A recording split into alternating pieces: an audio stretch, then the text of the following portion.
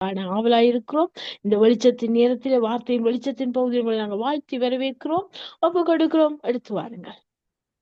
ஆமேன் ஆமேன். ஜெபத்தோடு கூட நாம் ஆரம்பிக்கலாம். ஆண்டவரே, நன்றியோடு துதிக்கிறோம், ஸ்தோத்தரிக்கிறோம் அப்பா. தகப்பனே, பிதாவே, நன்றியோடு துதிக்கிறோம் அப்பா. ஆண்டவரே, உங்களுடைய கிருபையினால் எங்களை மீட்டவரே, நன்றியோடு துதிக்கிறோம், ஸ்தோத்தரிக்கிறோம். நன்மைகளை செய்கிறவரே நன்றி ராஜா. ஆராதனைக்குரியவரே நன்றியோடு துதிக்கிறோம். ஆண்டவரே ஏசப்பா, இதோ இந்த நேரத்திலே உடைய நாமத்தை உயர்த்துகிற இடத்திலே ஆண்டவரே, உங்களுடைய பிரசன்னம் எங்களை மூடட்டும் சுவாமி. ஆண்டவரே ஏசப்பா, இதோ இந்த வார்த்தைகளை தியானிக்கிற பொழுது எங்களுக்குள்ளே ஆண்டவரே ஒரு தேவ வைராகியம் பற்றி எரியட்டும் அப்பா. இதோ அந்த அப்பத்தை பிட்டு கொடுக்கிற வேலையில ஆண்டவரே ஜனங்களுக்குள்ளே ஒரு வைராகியம் வந்ததாமே ஆண்டவரே. அவர்களுடைய கண்கள் திறக்கப்பட்டது ஆண்டவரே. இதோ அந்த வார்த்தையை கேட்கிற பொழுதே நமக்குள்ளே ஒரு அக்கினி பற்றி எரியவில்லையா என்று சொன்னார்களே ஆண்டவரே. அதே அக்கினி இதை கேட்கிறவர்களுக்குள்ளும் இந்த வார்த்தையை சொல்லுகிற பொழுது எனக்குள்ளும் ஆண்டவரே, ஆண்டவரே அந்த அக்கினி பற்றி எரியட்டும் என்று கேட்கிறோம் ஆண்டவரே. அந்த அக்கினி அப்பா இதோ வேண்டாதவற்றை சுத்தி எரிக்கிறதாகவும் ஆண்டவரே, இதோ எங்கள் எதிராளிகளை எரித்து போடுகிறதாகவும் இருக்கட்டும் ஐயா. இந்த வேலையில ஆண்டவரே, இந்த வார்த்தை நாளை வருகிற வெளிச்சம், மகிமை, விடுதலையை நாங்கள் கண்டுகொள்ள எங்களுக்கு உதவி செய்யும். இன்னும் உம்மை நேசிக்கிற நேசத்திலே நாங்கள் வளரவும் எங்களுக்கு உதவி செய்யும் ஆண்டவரே. எல்லாவற்றையும் நாங்கள் இயேசு கிறிஸ்துவின் நாமத்திலே கேட்டு பெற்றுக்கொள்கிறோம் நல்ல தகப்பனே. ஆமேன் ஆமேன். இயேசு கிறிஸ்துவின் நாமத்திலே சங்கமம் வானொலியில் நித்திய வெளிச்சம் பகுதியை கேட்டுக்கொண்டிருக்கிற யாவரையும் வாழ்த்துகிறேன், வரவேற்கிறேன். நாம் தொடர்ந்து இந்த சுகமளிக்கிற வல்லமையை குறித்து நாம் தியானித்து வருகிறோம். நிச்சயமாக தெய்வீக சுகத்தை பெற்றுக்கொள்ள முடியுமா? இந்த சுகம் என்பது உண்மைதானா? வார்த்தையினாலே வியாதிகளை துரத்த முடியுமா? நம் சரீரத்திலே வியாதி இருக்க அனுமதி இல்லை என்றால் இந்த வியாதி ஏன் நம் சரீரத்துல வருகிறது? இந்த வியாதி சரீரத்திலே வருகிறதற்கான காரணம் என்ன என்று சொல்லி நாம் பார்த்து கொண்டு வருகிறோம். ஆனால் இன்றைய நாளிலே எப்படியாவது அந்த சுகமளிக்கிற வல்லமையையும் குறித்து ஒரு பகுதியாக நாம் பார்த்துவிட்டு அதை விட இன்னொரு காரியத்தை பேச வேண்டும் என்று எனக்குள்ளே ஒரு ஏவுதல் உண்டானது. அந்த காரியம் என்னவென்னு, லைக் நம்ம இப்ப இந்த பூரிம் சீசன்ல இருக்கிறோம். எல்லாரும் பூரிம் பண்டிகை, பூரிம் அந்த வார்த்தைகளை நாம் அநேகமாக கேட்கிறோம். அதனால இந்த பூரிமை பத்தி இந்த வேதாகமத்துல என்ன சொல்லப்பட்டிருக்கிறது அதை வாசிக்க இப்பொழுது அதுல எனக்கு கொஞ்சம் ஆர்வமாக இருக்கிறது. நான் நினைச்சேன் எஸ்தர் ஃபுல் புக்கையுமே வாசிச்சிடலாம், இன்னைக்கு கொடுத்தா டைம் இருந்தா வாசிச்சிடலான்னு. ஆனா எஸ்டர்டே நான் வாசிச்சு பார்த்த பொழுது அது ஆல்மோஸ்ட் 45 மினிட்ஸ் எடுத்தது அந்த எஸ்தர் புக்கை மட்டும் வாசிக்கிறதற்கு. அதனால கடைசி 2 அதிகாரத்தை மட்டும் வாசித்து விட்டு அந்த ஹைலைட் இந்த எஸ்தர் புக்ல என்ன சொல்லப்படுகிறது, இந்த பூரிம் பண்டிகையை நம்ம எதுக்காக கொண்டாடுகிறோம்ங்கிறத நாம் பார்க்கலாம். இதுக்குள்ளேயும் ஆண்டவர் உங்களுக்கு ஒரு ஆறுதலை வைத்திருப்பார். இந்த வசனங்கத்தின் ஊடாகவும் ஆண்டவர் உங்களை சுகப்படுத்துவார், குணப்படுத்துவார் என்று நான் விசுவாசிக்கிறேன். இதுல நாம் எஸ்தருடைய அவர் ஒரு யாரும் இல்லாமல் ஒரு தன்னுடைய சிறிய தகப்பனால் வளர்க்கப்பட்ட மகள், அவளை ஒரு ராணியாக அங்கே அகஸ்வேர ராஜாவினுடைய சமூகத்திலே ராணியாக அவர் தேர்ந்தெடுக்கப்படுகிறார். அங்கே தன்னுடைய குலம், யூத குலம் அங்கே அழிவதற்கான அங்கே சட்டங்கள் இயற்றப்படுகிறது. இதே மாதத்துல இதே நாளில அங்கே யூத குலம் அழிக்கப்பட வேண்டும் என்று ஆமான் என்கிறவனாலே அங்கே சதித்திட்டங்கள் அங்கே நடக்கப்படுகிறது. அது மாத்திரமல்ல, தன்னுடைய பர்சனல் வெஞ்சன்ஸ் அங்க என்ன நடக்குது, அங்க அந்த மொர்தெகாய்ங்கிற ஒரு ஆள் தனக்கு ஒரு மரியாதை கொடுக்காததுனால அவருக்கு மேல கோபம். மத்தபடி எந்த ஒரு காரியமும் இல்லை. அவர் போற நேரம் வர்ற நேரம் மற்றவங்க எல்லாம் சல்யூட் பண்றாங்க. ஆனா இவரு மட்டும் எந்த ஒரு இதுவுமே பண்ணாம இருக்கிறாரே அப்படி என்று சொல்லி அந்த ஒரு பர்சனல் வெஞ்சன்ஸ்ல அந்த மனிதனை எப்படியாவது சாகடிக்க வேண்டும் என்று அங்கே இந்த ஆமான் நினைக்கிறார்.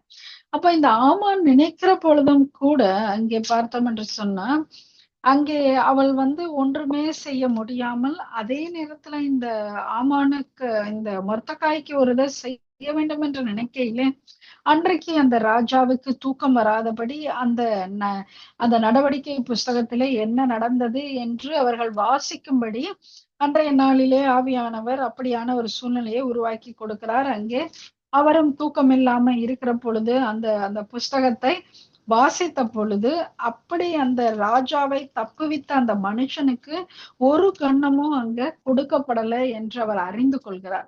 அப்போ ஒரு கணமும் கொடுக்கப்படவில்லை என்று அறிந்து ஆமானிடத்துல கேட்கிறார். ராஜா ஒரு மனுஷனுக்கு அங்கே அவரை நம்ம அவருக்கு அதை கனம் பண்ணணும்னா என்ன பண்ணணும் அப்படின்னா, ராஜ வஸ்திரம் தரிச்சு அதே குதிரையில ராஜா வர்ற மாதிரியே அவரும் வரணும். ஏன்னா தனக்கு தான் அது கிடைக்க போகுதுன்னு நினைச்சுக்கிட்டு அவர் அப்படி சொல்றாரு. அப்ப அதே போல எல்லாம் செய்து முடித்த பிறகு அங்கே அந்த சூழ்நிலையில இப்ப வீட்டுக்கு போய் இந்த மாதிரி நடக்குது. இந்த இந்த விஷயத்தை கேள்விப்பட்ட உடனே அங்கே அவர்களுடைய மனைவி, அங்க உள்ளவங்க, அந்த இதுல மனைவியாகிய சிரேஷ அவரை பார்த்து என்ன சொல்றாரு என்று சொன்னா, நீங்க அவரை முன்னாடி தாழ்ந்து போக தொடங்கினீர். அவன் யூத குலமானால் நீர் அவனை மேற்கொள்ளாமல் அவனுக்கு முன்பாக தாழ்ந்து போவது நிச்சயம் என்று சொல்லி அங்கே பேசுகிறார்கள். அவனே அங்க கோவத்துல தனக்கு எதிராளியான ஒருத்தனுக்கு இப்படி கிடைச்சிச்சேன்னு வரையில இந்த வீட்டுல இருக்கிற ஜனம் என்ன சொல்லுது, அவரை இன்னும் போட்டு கிண்டி விடுது. நீ தாழ்ந்து போகணும், நீ அவனை உன்னால மேற்கொள்ளவே முடியாது என்று சொல்லப்படுகிறது. இப்படி நடந்து கொண்டு வரும் பொழுது இதற்கிடையில இங்க எஸ்தர் ராஜாத்திக்கு இங்க மொர்தகாய் மூலமாக செய்தி போகிறது, நீ ராஜாவின் இடத்திற்கு நீ போக வேண்டும், இந்த காலம் நீ மௌனமாய் இருக்க முடியாது. சோ 3 நாள் அவர்கள் தண்ணி கூட குடிக்காம, புசியாமல் குடியாமல் 3 நாள் உபவாசத்தோடு இருந்து அங்கே தேவ சமூகத்துக்குள்ளே ராஜ சமூகத்துக்குள்ளே போகிறார்கள். அங்கே அவர் கண்ணிலே, ராஜாவின் கண்ணிலே தயவு கிடைக்கிறது. இது எல்லாம் நடந்து அங்கே அவ என்ன வேணும், ராஜ்யத்தின் பாதி மட்டும் உனக்கு தருவேன் என்று சொல்கிறார். அந்த ஒரு வசனத்தை வாசித்து விட்டு 9ஆம் அதிகாரத்தை வாசிக்கிறேன், அப்புறம் நம்ம தொடர்ந்து பார்க்கலாம்.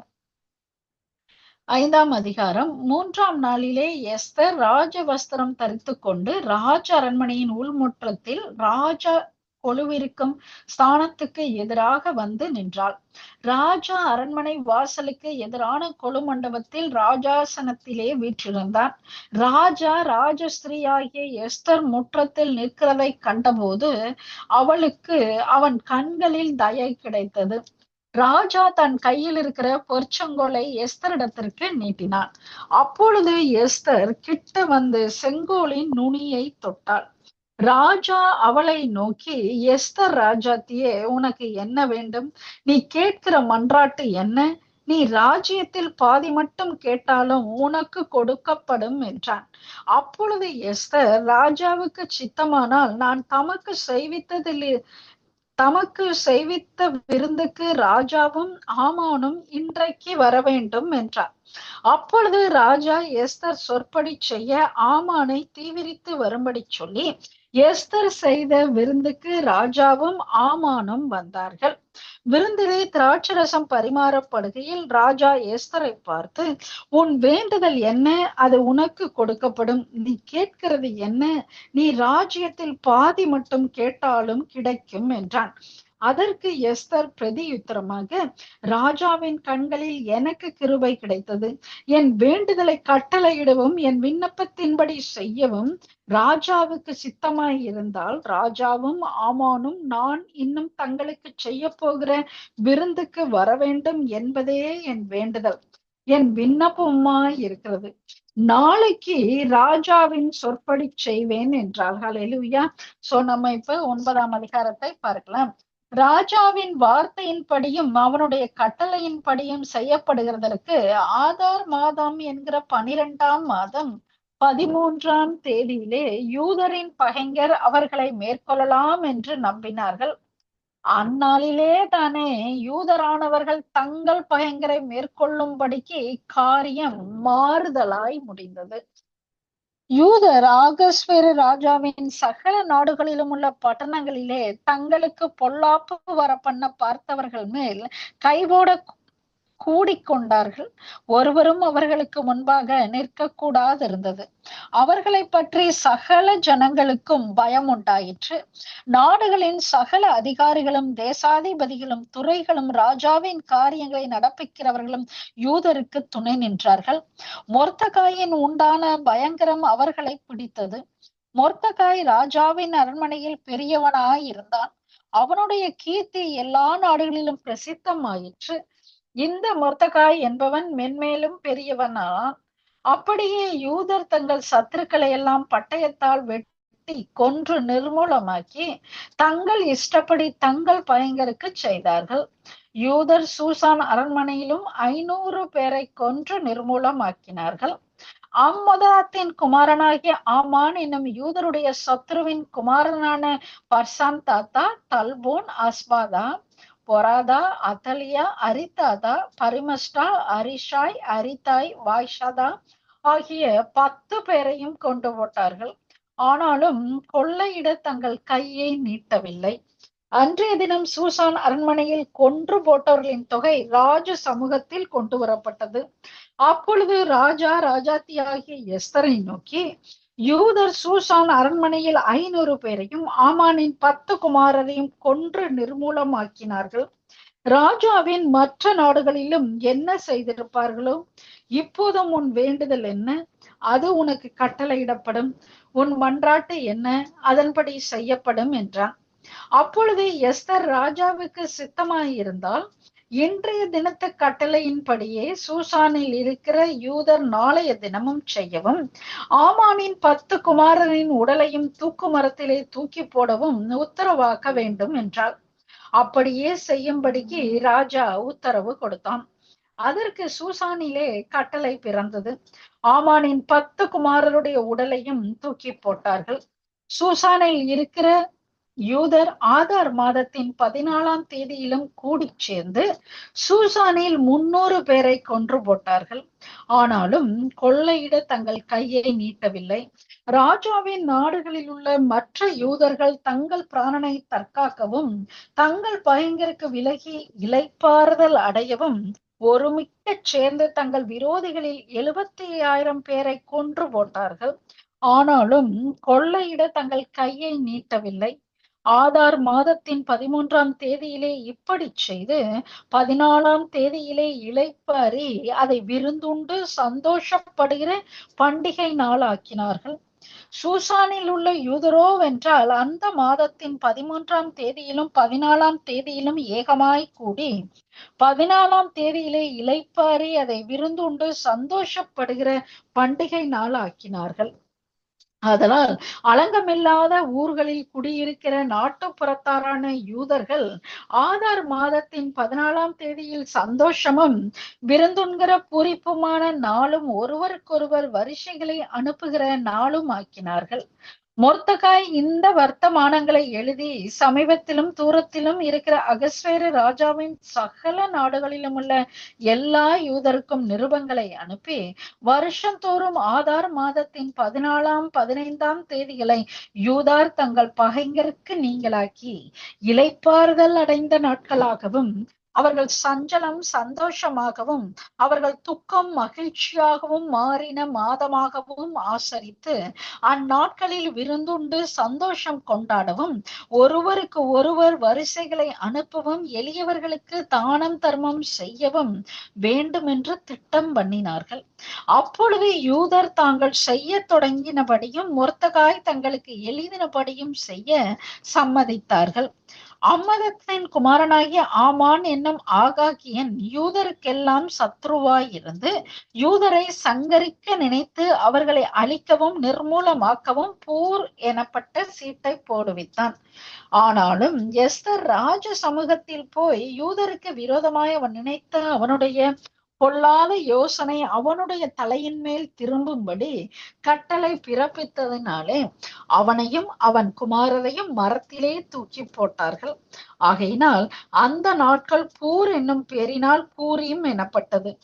அவன் அந்த நிருபத்தில் எழுதியிருந்த எல்லா வார்த்தைகளின் நிமித்தமும் தாங்களே இந்த விஷயத்தில் அனுபவித்தவைகளின் நிமித்தமும் தங்களுக்கு நேரிட்டவைகளின் நிமித்தமும் யூதர் அதை திட்டப்படுத்தி அந்த 2 நாட்களை குறித்து எழுதியிருக்கிறபடியே அவைகளை வருஷந்தோறும் அவைகளின் சரியான காலத்திலே ஆசரியாமல் இருப்பது இல்லை என்பதையும், இந்த நாட்கள் எல்லா தலைமுறைகளிலும், வம்சங்களிலும், தேசங்களிலும், ஊர்களிலும் நினைவு கூறப்பட்டு ஆசரிக்கப்பட வேண்டும் என்பதையும், இந்த பூரீம் என்னும் பண்டிகை நாட்கள் யூதருக்குள்ளே தவறி போகாமலும், அவைகளை நினைவு கூறுதல் தங்கள் சந்ததியாருக்குள்ளே ஒளிந்து போகாமலும் இருக்க வேண்டும் என்பதையும், தங்கள் மேலும் தங்கள் சந்ததியார் மேலும் தங்கள் மார்க்கத்தில் அமையப் போகிற மற்ற யாவர் மேலும் கடனாக நியமித்துக் கொண்டார்கள்.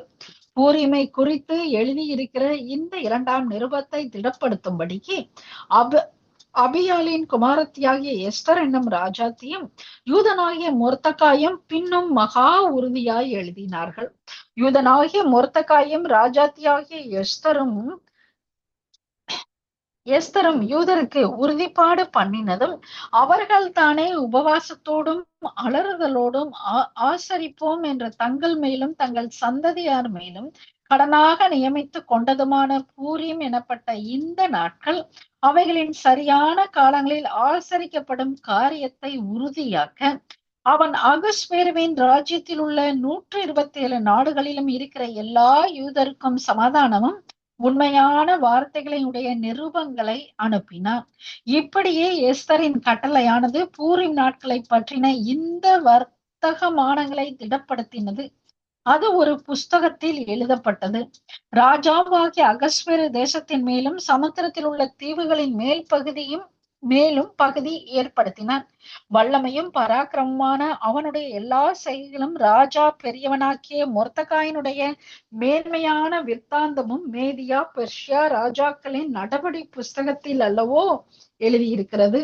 யூதனாகிய மொர்தகாய் ராஜாவாகிய அகஸ்வேருக்கு 2ஆவதானவனும் யூதருக்குள் பெரியவனும் தன் திரளான சகோதரருக்கு பிரியவனுமாயிருந்தும் அன்றி தன் ஜனங்களுடைய நன்மையை நாடி தன் குலத்தாருக்கெல்லாம் சமாதானம் உண்டாக பேசுகிறவனுமாய் இருந்தான். ஆமேன், ஹல்லேலூயா. இந்த வார்த்தைகளை நீங்க மெசேஜஸ்களை கேட்கிறதை விட ஆண்டவருடைய வார்த்தையை நம்ம ரிலீஸ் பண்ணுகிற பொழுது இந்த வார்த்தைகள்ல எப்படியாக இந்த தூதர்கள் கிரியை செய்கிறார்களோ, எப்படியாக அந்த சிச்சுவேஷன்ஸ் எல்லாம் உண்டானுச்சோ, அதே அந்த கால சக்கரம் அந்த விசுவாசிக்கிற பொழுது நம்முடைய வாழ்க்கையிலையும் அதே கால சக்கரத்திலே நடைபெறுகிற ஒரு இந்த சிச்சுவேஷன். நீங்க இன்னைக்கு இந்த எஸ்தரை போல தன்னுடைய குலத்திற்கு அழிவு என்று தெரிஞ்சு தங்களுடைய வாழ்க்கையிலே போகிற பாதைகளிலே ஒரு மாறுதல் கிடைக்குமா? இது எப்படி மாறும்? இதுக்கு வழியே இல்லை. இன்றைக்கு இதே டேட்ல இந்த யூத குலம் இன்றைக்கு சங்காரம் பண்ண வேண்டும் என்று அங்கே ஆமான் ஒரு திட்டத்தை வைத்திருந்தான். அதே போல இன்றைக்கு நம்மளுடைய வாழ்க்கையிலையும் இன்றைக்கு இந்த அவமானத்தோட, இன்றைக்கு இந்த பிரச்சனையோட, தேவையில்லாம ஒரு ஃபால்ஸ் அக்யூசேஷன்னால அல்லது நீங்க முகாந்திரம் இல்லாம உங்களை ஜனங்கள் குற்றப்படுத்தலாம். நீங்க நன்மை செய்தும் அவர்கள் உங்களுக்கு எதிராக பேசலாம். இப்படி ஒரு சூழ்நிலையில நீங்க இருந்து கொண்டிருக்கிற பொழுது நம்மளுக்குள்ள ஒரு கோபம் வரும். ஏன் நம்மளுக்கு ஆண்டவர் நம்மளுக்கு உதவி செய்யலையா? எனக்கு ஏன் இவ்வளவு பாடு? எனக்கு எப்படி நன்மை இது வழியே இல்லையே. இந்த பிரச்சனைக்கு வேற வழியே கிடையாது. இதுக்கு எனக்கு இந்த பிரச்சனைக்கான தீர்வே இல்லாதபடிக்கு என் வாழ்க்கை இத்தோடு முடிந்து போனது என்று சொல்லி நீங்க இருக்கலாம். அது என்ன சூழ்நிலையாகவும் இருக்கலாம். இப்ப இந்த காலகட்டத்துல நம்ம வாழுகிற சூழ்நிலையில என்ன நடக்குது? நமக்கு ஒரு பேமெண்ட் பிரச்சனை அல்லது ரிலேஷன்ஷிப் பிரச்சனை அல்லது ஹஸ்பண்ட் அண்ட் ஒய்ஃபா இருந்தா அங்கே ஒரு வயலன்ஸ், அந்த என்ன குடும்ப உறவுகளுக்குள்ள அவங்க அடிச்சுட்டாங்க, டொமஸ்டிக் காரியங்கள், ஹராஸ்மெண்ட் காரியங்கள், இப்படி எத்தனையோ ஃபால்ஸா உண்மையாகவும் நடக்குது. ஆனா நடக்காமலேயே இந்த நாட்டினுடைய சட்ட திட்டங்களை வச்சு ஒருவரை பழி வாங்கணும் என்று சொல்லி அவர்களுக்குள்ள ஒரு ரிவெஞ்ச் மோடுல இந்த சும்மா நடக்கிற காரியத்தை கூட அங்கே அடிச்சு நம்ம மேல பொய்யா அவங்க நம்மளுக்கு ஒரு எதிராக ஒரு வழக்க போட்டு, ஐயோ நம்ம செய்யவே இல்லையே, நம்மளுக்கு இப்படி ஒரு வழக்கு வருதே அப்படின்னு நினைக்கலாம். அது அடிக்கிறதோ, அது செக்ஷுவல் அபியூஸோ அல்லது இன்னும் உங்க மேல வந்து என்ன சொல்றது, தேவையில்லாத நீங்க செய்யப்படாத ஒரு குற்றத்திற்கு போடப்படுகிற ஒரு பழியாக கூட இருக்கலாம். இன்னுமாய் அதே மாதிரி உங்க சரீரத்துல டாக்டர்ஸ்கள் வந்து இன்னைக்கு ஒரு ரிப்போர்ட்டை, உங்களுக்கு ஒரு நெகட்டிவ் ரிப்போர்ட்டை கொடுத்திருக்கலாம், அல்லது உங்களுக்குள்ள ஒரு பயம் வந்திருக்கலாம், ஐயோ இந்த இது என்ன நடக்குமோ என்று சொல்லி. ஆனா இது என்ன காரியம் வந்தாலும், எப்படியாக எஸ்தர் ராஜாத்தி அந்த 3 நாட்கள் புசியாமலும் குடியாமலும் தேவனுடைய சமூகத்திலே தேவனை சார்ந்திருந்தாலோ, இப்போ இன்னும் நானும் ஒரு 6-7 வருஷமா நானும் மைண்டுக்குள்ள பிளான் பண்றேன் 3 நாள் குடிக்காம இப்படி புசியாம இருக்கணும், இந்த இந்த ராஜ சமூகத்துல எப்படி போனாலும் அப்படியா நம்மளும் இந்த ஒரு 3 நாள் ஃபாஸ்டிங் இருக்கணும். நானும் 10 வருஷமா பிளான் பண்றேன் பாருங்க. ஆனா ஒரு நாள் கூட செஞ்சு முடிக்கிறதுக்கு நேரமே வரல. ஆனா இந்த சீசன்ல ஆண்டவர் நம்ம அந்த செய்யறதற்கு எப்படி செய்யணும் என்று ஒரு ஆலோசனை எனக்கு கொடுத்திருக்கிறார். சோ அதற்காக கர்த்தரை ஸ்தோத்தரிக்கிறேன். இதை கேட்டுக்கொண்டிருக்கிற உங்களுக்குள்ளும் இந்த 3 நாள் புசியாமல் குடியாமல் நம்மளும் உபவாசம் இருக்கணும்னு ஒரு நினைக்கிறதுக்கு ஒரு ஆர்வம் வரும். ஆனா செய்ய முடியலையே என்று சொல்லி உங்களுக்குள்ளேயே ஒரு கேள்வியும் வரலாம். அப்படியாக இருக்குன்னா, உண்மையா நம்ம தண்ணி வந்து குடிக்காமையோ சாப்பாடு குடிக்காமையோ இருக்கிறது ஒரு பக்கம் நல்லது. ஆனா உண்மையான உபவாசம் என்றால் என்று சொல்லி ஏசாயா 58 சொல்லப்படுகிறது. நாம் இருக்கிற என்ன வேலை செய்தாலும் சரி, அல்லது 3 நாட்கள் நாம் தேவனுக்காக ஒதுக்கி, சாப்பாடு மாத்திரம் இல்ல, நம்ம வந்து தேவனுக்கு நேரத்தை கொடுத்து வேதத்தை வாசித்து, உங்களுக்கு குறிப்பா என்ன மாதிரி சிச்சுவேஷன்ல இருக்கீங்க, உங்களுக்கு ஹீலிங் வேணுமா, அல்லது உங்களுக்கு எதிராக இந்த சட்டத்தையே மாற்றி அமைக்க வேண்டுமா, உங்களுக்கு எப்படிப்பட்ட ஒரு டெலிவரன்ஸ் வேணும், உங்களுக்கு ஒரு பினான்சியல் டெலிவரன்ஸ் வேணுமா, அப்போ அங்க வந்து எப்படி எசாயா தீர்க்கதரிசினால கொடுத்த ஆலோசனை உள்ள புஸ்தகத்துல உள்ள பகுதி எடுத்து வாசிங்க. அல்லது இந்த மாதிரி நம்மளுக்கு எதிரா ஒரு ரூல்ஸ், ஒரு அக்யூசேஷன் இருக்கு, அப்ப அதற்கு எதிராக இருக்கிற என்ன செய்யணும், அதற்குரிய பகுதிகளை தேவனுடைய வார்த்தைய, புஸ்தகத்தை யூடியூப்ல பாக்குறது இல்ல, மெசேஜ கேட்கறது இல்ல, பைபிள்ல எடுத்து அந்த பகுதியை இப்ப எல்லாம் கூகுள்லயே நம்ம நிறைய சர்ச் பண்ணலாம், நம்மளுக்கு என்ன சிச்சுவேஷனுக்கு என்ன வார்த்தை வேணும் அப்படி சொல்லி. அப்போ நீங்க அந்த மாதிரி வார்த்தைகளை எடுத்து நீங்க உபவாசத்து கூட நீங்க தேவனை நீங்க பார்க்கிற பொழுது, தேவனை நீங்க நோக்கி பார்க்கிற பொழுது அங்கே என்ன நடக்கிறது, அங்கே நம்மளுக்கு எதிரா போட்ட சட்டம் தான், ஆனா அந்த சட்டத்தை ரத்து செய்து உங்களுக்கான ஒரு புதிய சட்டம் வரும். எல்லாமே முடிஞ்சிச்சு, யூதர்கள் அழிய போறாங்கன்னு சொல்லி அழுதுகிட்டே ஒருத்தர் அங்க எல்லாரும் அழுதுட்டே இருந்திருந்தா அங்க ஒண்ணுமே நடந்திருக்காது. ஆனா அழிய போகிறது உண்மை, அங்க சட்டம் ரிலீஸ் ஆனது உண்மை. ஆனா அந்த சட்டத்தையும் மாற்றி அதுக்கு அந்த ராஜாவே ஆலோசனை கொடுக்கிறார். எஸ்தர் ராஜாத்தி போய் சொல்லுகிற பொழுது இப்படியா இருக்கு, ராஜ முத்திரை பதித்து இந்த மாதிரி சட்டம் ரிலீஸ் ஆயிடுச்சு அப்படின்னா, அப்ப ராஜா சொல்றாரு, எனக்கு இதுல இப்ப ஒண்ணுமே பண்ண முடியாது, ரிலீஸ் பண்ணியாச்சு, ரிலீஸ் பண்ணதான், ஆனா இந்த ரிலீஸ் பண்ண சட்டம் செல்லுபடி ஆகாது என்று நான் ஒரு புதிய சட்டத்தை நான் உனக்காக ரிலீஸ் பண்ண முடியும். இந்த எஸ்தர் ராஜாத்தி புஸ்தகத்திலே பார்த்தோம் என்று சொன்னால், இந்த ராஜா நம்முடைய இயேசு ராஜா, பிதாவாகிய தேவன். அப்போ நம்ம அந்த பிதாவாகிய தேவனிடத்திலே நாம் அவரிடத்திலே போய் நம்முடைய பிரச்சனைகளை சொல்லி கேட்கிற பொழுது அவரே ஆலோசனை கொடுப்பார். இந்த சட்ட திட்டங்கள் வந்திருக்கலாம் எதிராய், ஆனால் அந்த சட்ட திட்டத்தை ரத்து செய்யும்படியாய் நம்முடைய தேவனே நம்மளுக்கு ஆலோசனை கொடுப்பார். அதற்கு நாம் செய்ய வேண்டியது, அந்த ராஜ சமூகத்திற்கு நாம் நம்மளை தாழ்த்தி நம்முடைய சுய பலத்தினால இதை செஞ்சிடலாம், இந்த லாயர்ஸ் மூலம் செஞ்சிடலாம், இல்ல நம்மளோட ஃப்ரெண்ட் இருக்கிறாங்க அவங்க மூலம் செஞ்சிடலாம், இல்ல என் ஃப்ரெண்டு எனக்கு காசு கொடுப்பாங்க இதுல இருந்து நான் மார்ட்கேஜை கட்டி தப்பிச்சிடலாம். இது எல்லாம் அந்த கிரேஸ்ல நடக்கும். ஆனா அந்த பேட்டர்ன் உங்க வாழ்க்கையில தொடர்ந்து கொண்டேதான் இருக்கும். ஆனா அது என்ன சொல்றது, அந்த இப்போ நம்மளுடைய வண்ணங்கள், நம்மளுடைய பிரச்சனை ஒரே மாதிரிதான் இருக்கும். ஒரு பிரச்சனை 3வது நபர் மூலம் வரும், அந்த பிரச்சனையில இருந்து விடுதலை வந்த உடனே வீட்டுக்குள்ளேயே சகோதரர்கள்னால வரும், அல்லது கணவன் மூலமா வரும், அல்லது மனைவி மூலமாய் வரும், அல்லது பிள்ளையின் மூலமாய் வரும். ஆனா பிரச்சனை ஒன்றாகத்தான் இருக்கும். ஆனா அந்த பேட்டர்ன் வித்தியாசமா தொடர்ந்து கொண்டு இருக்கும். ஆனால் தேவனுடைய ஆலோசனையின்படி நாம் தேவ சமூகத்திலே நிற்கிற பொழுது அந்த பேட்டர்னே என்ன செய்யப்படும், நிர்மூலமாக்கப்படும். அங்கே அங்கே கொன்று அவர்களுக்கான அந்த ஜெயத்தை நாம் எடுக்கிறவர்களாய் இருப்போம். இந்த ஆமோனின் ஆவிகளை நாம் கொன்று போட்டு, இன்னைக்கு ஆமான போல தூக்குல போடுறது இல்லை, மத்தவங்களை தூக்குல போடுறது இல்லை, இந்த ஆவிகளை நாம் தூக்கிலே போட்டு நாம் ஜெயம் எடுத்து நம்முடைய வாழ்க்கையில நம்ம ஆண்டவர் வைத்திருக்கிற நன்மையை சுதந்திரித்து கொள்ள முடியும். இதை கேட்டுக்கொண்டிருக்கிற தேவஜனமே, உங்களுடைய வாழ்க்கையில என்ன காரியத்துல நீங்க தேவன் எனக்கு ஒரு நன்மை செய்வார் என்று நீங்கள் எதிர்பார்த்து நெடுநாளாய் காத்திருந்து உங்கள் இருதயம் இளைத்து போய் இருக்குமானால், இன்றைய நாளிலும் ஆண்டவருடைய சமூகத்திற்கு உங்களை தாழ்த்தி, அப்பா என்னால ஒண்ணுமே முடியாது, என்னுடைய பலத்தினால என்னுடைய ஞானத்தினாலே என்னால ஒண்ணுமே செய்ய முடியாது, daddy God I surrender into your hands everything. என்னோட பெயின் கூட ஆண்டவரே, என்னுடைய ஆண்டவரே, இந்த ட்ராமாஸ், வூண்ட்ஸ் அப்பா, என்னுடைய அவமானங்கள், நிந்தனைகள், என்னுடைய நீதி எல்லாவற்றையும் நீங்க தான் எனக்கு கொடுக்கணும். என்னுடைய நீதியினாலே நீங்க ஒன்றையுமே செய்ய முடியாது டாடி காட் என்று சொல்லி நாம் தேவ சமூகத்திலே ஒப்பு கொடுக்கிற பொழுது, இந்த ஆதார் மாதம் என்ன சொல்லப்படுகிறது, இந்த ஆதார் மாதத்தின் 14ஆம் 15ஆம் தேதிகளில் யூதர் தங்கள் பகைஞருக்கு நீங்களாக்கி, இன்றைக்கு உங்களுடைய வியாதி என்ற சத்ருவுக்கு உங்களுடைய வறுமை கோட்டுக்குள்ள வைத்து உங்களை இளைப்பாறுதலுக்குள்ளே வைக்க விடாதபடி இருக்கிற எல்லா பகைஞருக்கும் நீங்களாக்கி, உங்களை எப்பொழுதும் தரித்திரத்தின் ஆவியோடு கூட வைத்திருக்கிற இந்த சத்ருவின் கைக்கு உங்களை விடுதலை ஆக்கி, தேவனுடைய சமூகத்திற்கு போக விடாதபடிக்கு, தேவனுடைய வார்த்தையை படிக்காத படிக்கு, உங்களுக்குள்ளே ஆவிக்குரிய ஒரு பற்றாக்குறையை வைத்துக் கொண்டு எப்பொழுதுமே புலம்பிக் கொண்டு நிம்மதி அடையாத படிக்கு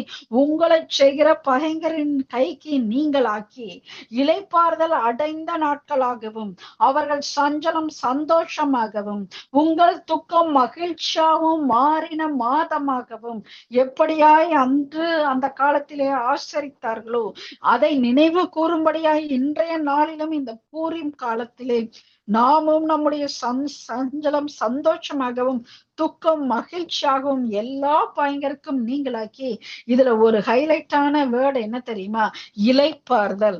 இளைப்பாறுதல் அடைந்த நாட்களாகவும். இப்ப இதுக்குள்ள எப்படி நான் இந்த தெய்வீக சுகத்தோடு இந்த ஹீலிங்குள்ள கனெக்ட் பண்ண விரும்புறேன்னா, நீங்க இளைப்பாறுதல்ல இருக்கீங்க, உலகமே இடிஞ்சு விழுகுது, உலகத்திலேயே யுத்த சத்தங்கள் கேட்டுக்கொண்டே இருக்குது, ஆனா அந்த நேரத்துல நீங்க இளைப்பாறுதல்ல இருக்கீங்கன்னு சொன்னாக்கா, அந்த சூழ்நிலையில உங்களால இளைப்பாறுதல்ல இருக்க முடியும்னு சொன்னா உங்க சரீரத்துல வியாதி வரவே வராது. இந்த இளைப்பாறுதல்ல நாம் இல்லாத பொழுதுதான் நம்முடைய சரீரத்துல என்ன நடக்குது, வியாதிகள். நம்ம புலம்பிக்கிட்டு டென்ஷன் ஆகும் பொழுது, ஒரு ஆன்சைட்டில ஒரு டிப்ரெஷனா இருக்கும் பொழுது நம்ம வாழ்க்கையில நம்மளால ஒரு சந்தோஷமா இருக்க முடியாது. நீங்க உங்களுக்கு ஒரு டிப்ரெஷன் வருது, உங்களுக்கு மன கஷ்டமா இருக்கு, பாரமா இருக்கு அப்படிங்கும் பொழுது ஒரு நிமிஷம் நீங்க உங்களை பார்த்தே கேள்வி கேட்கணும். இன்னைக்கு நீங்க வாழுகிற வாழ்க்கை எத்தனையோ பேர் ஏங்கி, ஐயோ அவங்கள மாதிரி நம்ம வாழ மாட்டோமா அப்படின்னு ஒரு ஏக்கத்தை தருகிற வாழ்க்கையத்தான் இன்னைக்கு நீங்களும் நானும் வாழ்ந்து கொண்டு இருக்கிறோம்.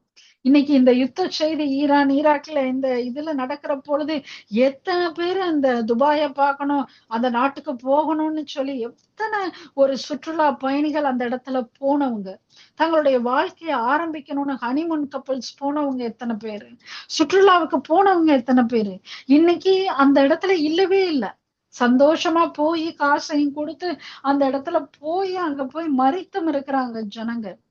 ஆனா அதே நேரத்துல அங்க இருந்து கொண்டு ஒரு ஆள் என்ன பண்றாங்க, இன்ஸ்டாகிராம்ல ரீல்ஸும் போட்டுட்டு இருக்கிறாங்க. இந்த இந்த இடத்துல நாங்க வந்தோம், எங்களுக்கு ஹோட்டல் ஸ்டே ஃப்ரீயா இருக்கும், நாங்க என்ஜாய் பண்ணிட்டு இருக்கோம்.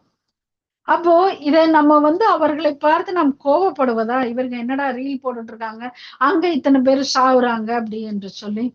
அவங்க என்ன நோக்கத்தோடு செய்தார்களோ அது நமக்கு தெரியாது. தேவன் இல்லாத பிள்ளைகள் அவர்கள் என்ன நோக்கத்தோடு கூட செய்கிறார்களோ எனக்கு தெரியாது.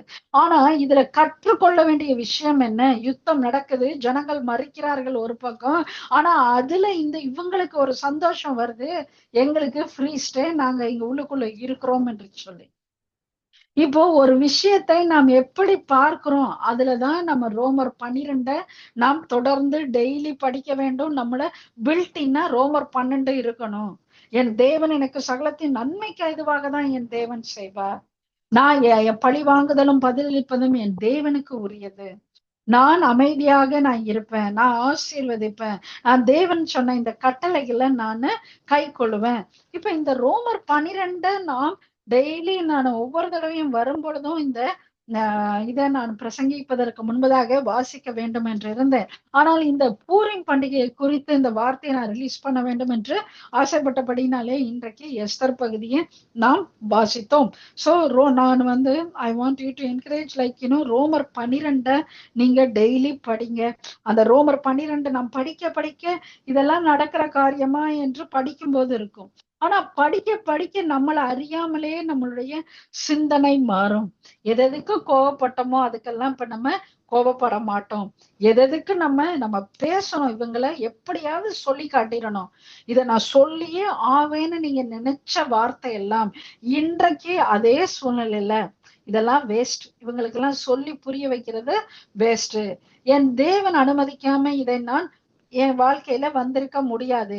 என் தேவன் இதுல கற்றுக் கொடுக்கிற காரியம் என்ன என்று சொல்லி நாம் எப்பொழுதும் தேவ சத்தத்துக்கு நம்முடைய காதுகளை எப்பொழுதும் திறந்து வைத்திருப்போம் என்று சொன்னா நிச்சயமாகவே நம்முடைய வாழ்க்கையில அந்த இளைப்பாறுதல்ல நம்ம இருக்க முடியும். அந்த இளைப்பாறுதல்ல நாம் இருக்கிற பொழுது நம்முடைய சரீரத்துல வேதனை வராது, கஷ்டங்கள் வராது. இந்த நாட்டுல எல்லாவற்றிற்கும் ஈஸியா ஒரு வார்த்தை, அவங்க எல்லாம் டிப்ரெஷன், அவங்களுக்கு ஒரு மாதிரி எங்களுக்கு ஸ்ட்ரெஸ் ஆகுது, எங்களுக்கு டிப்ரெஷன் ஆகுது, ஆன்சைட்டி ஆகுது, இது எல்லாம் வார்த்தைகள் நிறைய கண்டுபிடிச்சு நம்மளுக்கு நம்ம இதாகிறதுக்கு நம்மளுக்கு ஒரு வார்த்தையை வச்சிருக்காங்க, செல்ஃப் பிட்டி, இன்செக்யூர். இது எல்லாம் ஏன் வருது? நம்முடைய ஒரு நிமிஷம் அதான் வசனம் சொல்கிறத, நீங்க யோர்தான் நீங்க சமாதான தேசத்திலே புலம்புவீர்கள் என்று சொன்னால் யோர்தான் பிராகித்து வரும்போது என்ன பண்ணுவீர்கள்? இன்றைக்கு எவ்வளவு சமாதானமா வைத்திருக்கிறாரு நம்முடைய நாட்டுல. இன்னைக்கு நம்ம நிம்மதியா தூங்கி காலையில எந்திரிக்க முடியும். இன்னைக்கு அந்த சமாதானம் கூட இல்லாம இன்னைக்கு நாட்டுல எவ்வளவு கஷ்டங்கள் யோசிச்சு பாருங்க. அவ்வளவு மனவேதனையோடு கூட அந்த சூழ்நிலைகள் எல்லாம் வரும்போது எவ்வளவு அப்படியே ஒரு நெருக்கமும் இறுக்கமும் நம்மளை போட்டு இதா இருக்கும். ஆனா அதெல்லாம் இல்லாம நல்லா சாப்பிடுவதற்கு சாப்பாடு, நல்லா தூங்குவதற்கு தூக்கம், ரேடியோ கேட்கணும்னா ரேடியோ கேட்கலாம், டிவி கேட்கணும்னா டிவியை கேட்கலாம், இல்ல டிவியை பார்த்துக்கிட்டே போனை பார்க்கலாம், நம்மளுக்கு இல்ல நமக்கு சமைக்கிறது பிடிக்கலன்னா ஆர்டர் பண்ணி சாப்பிடலாம். இது எல்லாத்துக்கும் அட்லீஸ்ட் காசு கையில இருக்குது. அட்லீஸ்ட் நீங்க ஒரு வேலைக்கு போய் சம்பாதிக்கலாம், அட்லீஸ்ட் வேலையே இல்லைன்னா ஒரு பெனிஃபிட்டாவது எடுத்துக்கலாம். நீங்க உங்களுடைய வசதியை குறைச்சிக்கிட்டு இருக்கிற பெனிஃபிட்ல ஏதோ நம்ம சாப்பிட்டுக்கிட்டு இருக்கலாம். ஒரு கூழோ கஞ்சியோன்னு சொல்லுவாங்க. இங்க எல்லாம் கனடால அட்லீஸ்ட் ஒரு பீட்சாவையாவது சாப்பிட்டுக்கிட்டு ஒரு பாஸ்டாவை சாப்பிட்டுக்கிட்டாவது இங்க வாழ்க்கையை நம்ம ஓட்டிடலாம். கடவுள் நம்மளை வெளியே யாருக்கும் அவமானப்படுத்தாம நம்மளுக்கு இருக்கிறத வச்சுக்கிட்டு சாப்பிடுகிற ஒரு வாழ்க்கையை கொடுத்திருக்கிறார், சமாதானத்தை கொடுத்திருக்கிறார். அப்ப இப்படியெல்லாம் இருக்கிற பொழுது நம்ம எதை குறித்து கலங்க வேண்டும்? எதை குறித்து நாம் கவலைப்பட வேண்டும்? நாம் கவலைப்படுகிறதுனாலே நம்முடைய சரீரத்திலே ஒரு முழத்தை யாரால் கூட்ட முடியும்? நம்மால ஒண்ணுமே செய்ய முடியாது என்கிறத நிச்சயமா தெரிஞ்சு கொண்டு, அதுதான் ஹம்பிள்னஸ். எந்தெந்த காரியத்துல நாம் இதை செஞ்சிடலாம், அப்படி செஞ்சிடலாம், இப்படி செஞ்சிடலாம், இதை இப்படி பண்ணிடலாம், அப்படி பண்ணிடலாம் நினைக்கிறோமோ நம்ம அதை ஞானம் என்று நினைக்கிறோம். இந்த ஞானத்திலும் பெரியவர் நம்மளோட இருக்கிறார். அந்த பெரியவரை நம்ம கனம் பண்ணி அவரிடத்துல ஆலோசனை கொடுத்து நம்முடைய வாழ்க்கை இருக்குமானால், அந்த இளைப்பாறுதலுக்குள்ளே இருக்குமானால் வியாதி உங்களிடத்துல அணுக முடியாது, பலவீனம் உங்களிடத்துல இருக்க முடியாது. உங்களை முகாந்திரம் இல்லாமல் குற்றம் சாட்டுகிறவர்கள், உங்களை அழிக்க வேண்டும் என்று நினைக்கிறவர்கள் தாங்கள் வெட்டின குழியிலே தாங்களே விழுவார்கள். அவர்கள் விரித்த வலையிலே அவர்களே விழுவார்கள். எப்படி ஆமானுக்கு நடந்ததோ அதே போல இந்த காரியம் என்ன ஆகுமோ என்று நினைக்கிறவற்றிலே அந்த காரியம் மாறுதலாய் முடியும். எப்படியாய் அங்கே நாம் யூத குலமா ஆனால் அவர்கள் மேற்கொள்ளவே முடியாது. நாம் யூத குலம், நாம் அவற்றை மேற்கொள்ள வேண்டும். நாம் எல்லாம் ஆவிக்குரிய யூதர்களாய் இருக்கிறோம், யூத குலமாய் இருக்கிறோம். அதனால் நாம் தான் மேற்கொள்ள வேண்டும். அதை விட இந்த காலகட்டம் நாம் அவருடைய இளைப்பாறுதலில் இருக்கும்படியாக நாம் பயங்கர எல்லாம் விலக்கி அந்த சமாதானத்திலே இருக்கக்கூடிய ஒரு காலகட்டத்தை தேவன் நமக்கு கொடுத்திருக்கிறார். ஹல்லேலூயா. சோ அப்படின்னாக்காக நம்ம அதை விசுவாசத்தோடு கூட நம்புவோம். இதற்காக நான் ஜெபித்து முடிக்கிறேன். ஆண்டவரே நன்றியப்பா, நன்றியப்பா தகப்பனே, நன்றியோடு துதிக்கிறோம். ஆண்டவரே இன்றைய நாளிலும் எங்களுடைய டீச்சிங் இல்லப்பா ஆண்டவரே, உங்க வார்த்தையை நாங்க ரிலீஸ் பண்ணிருக்கிறோம். ஆண்டவரே, இந்த பரிசுத்த ஆவியானவர்னாலே எழுதப்பட்ட இந்த வார்த்தை ஆண்டவரே, இந்த காரியம் மாறுதலாய் முடிந்ததை போல எப்படி பயங்கரக்கு விலக்கி ஆண்டவரே எங்களுக்கு ஒரு இளைப்பாறுதலை கொடுத்து சஞ்சலம் சந்தோஷமாகவும் துக்கம் மகிழ்ச்சியான மாதமாகவும் இருந்ததோ, அதே போல இன்றைக்கு யார் யார் என்னோடு கூட விசுவாசித்து இந்த வார்த்தையை கேட்டார்களோ அவர்கள் வாழ்க்கையில எல்லாம் ஆண்டவரே பயங்கரக்கு விலக்கி இளைப்பாறுதலை ஆண்டவரே அவர்கள் ஒவ்வொருவரும் பெற்றுக்கொள்வார்களாக. ஆண்டவரே, வியாதியிலிருந்து ஆண்டவரே இதோ ஒரு விடுதலையை பேசுகிறேன். இதோ போன வாரம்பா ஆண்டவரே நீங்க சுகத்தை கொடுத்தீங்கன்ற டெஸ்டிமனிக்காக ஸ்தோத்திரம். ஆண்டவரே, இதோ அந்த கால் வலியை நீங்க நீக்கி போட்டீங்க, அதற்காக ஸ்தோத்திரம். அதே போல இன்றைய நாளிலும் வியாதியோடும் ஆண்டவரே வேதனையோடும் யார் யார் இருக்கிறார்களோ அவர்கள் எல்லாவற்றிற்கும் உடைய சுகமளிக்கிற வல்லமையினாலே வருகிற விடுதலையை நான் பேசுகிறேன். இதோ உம்முடைய வார்த்தையை நான் அனுப்புகிறேன் அப்பா. இதோ சஞ்சலம் நீங்கி உங்களுடைய இளைப்பாறுதலை இருக்கட்டும்.